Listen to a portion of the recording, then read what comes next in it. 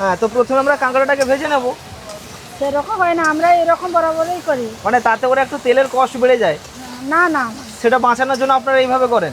না, তাড়াতাড়ি হওয়ার জন্য এরকম করা হয়। তাড়াতাড়ি না, আমরা তো টেস্ট চাই। টেস্ট হবে, টেস্ট হবে। খাওয়ার পরে দেখ তুমি খাবে টেবিলে বসে, তারপরে জানতে পারবে। আচ্ছা, দেখা যাবে কেমন টেস্ট হয়।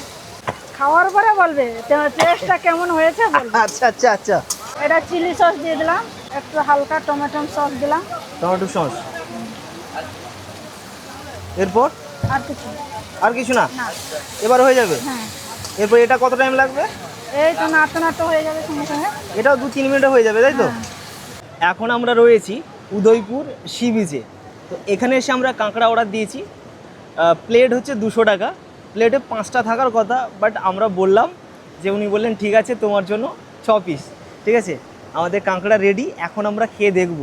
আর সত্যি কথা বলতে, কাঁকড়া আমরা ঘরে যত টেস্ট বানিয়ে খাই না কেন, এইভাবে যে সমুদ্র বিচের পাশে বসে খাওয়ার মজাটাই কিন্তু আলাদা। ঠিক আছে।